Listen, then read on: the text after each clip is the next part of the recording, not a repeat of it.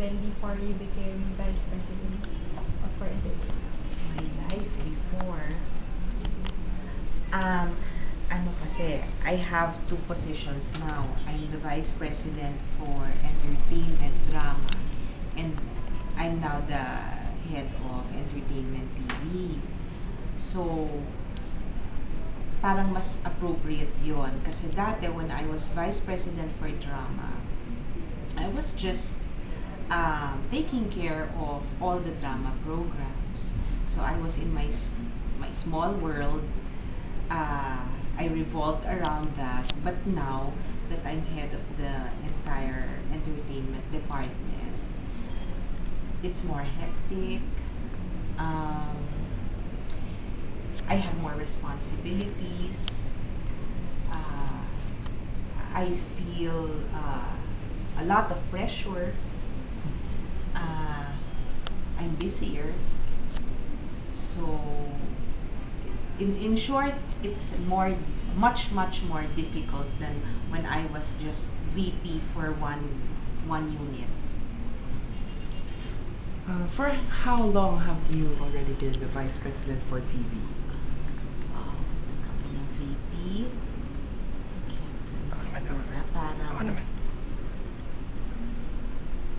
I have to check, parang mag-15 years na yata.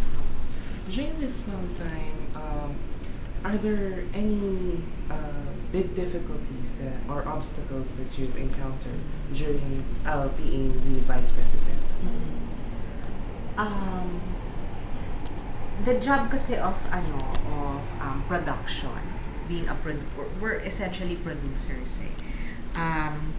The most difficult siguro would be talaga trying to maintain, if not surpass, your ratings. It's the competition that makes the work difficult, or that is siguro the most difficult that we encounter, because it's a high pressure job. Why are we so concentrated on ratings? Why are our owners very concerned about ratings? It's because that's what the advertisers look for. That's what the advertisers look at. Of course, it is not a secret that this network is a business enterprise, and for us to be able to continue with operations, to give salaries to all our employees, we have to earn. And for us to be able to earn, we have our programs, which are our main products, have to rate well, or else the advertisers won't place. So and then there are a lot of other obstacles, production problems along the way that are too many to mention, but some quite unimaginable to happen to you, that are the most difficult siguro.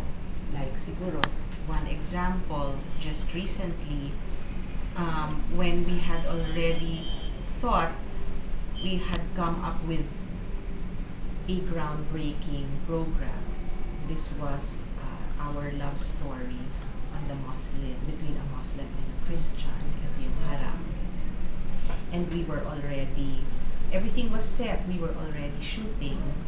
And then I had to make that very difficult decision of should I continue with it, or should I recommend to the owners to shelve it, because we were increasingly getting a lot of, well, violent reactions from the Muslim community.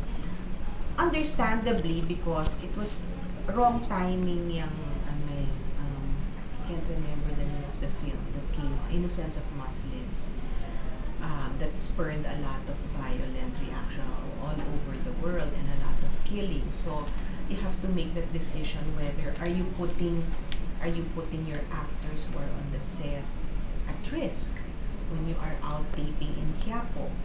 So even if we had already spent siguro 5 million on production, I had to recommend the shelving of the project. So yung mga ganong difficult decisions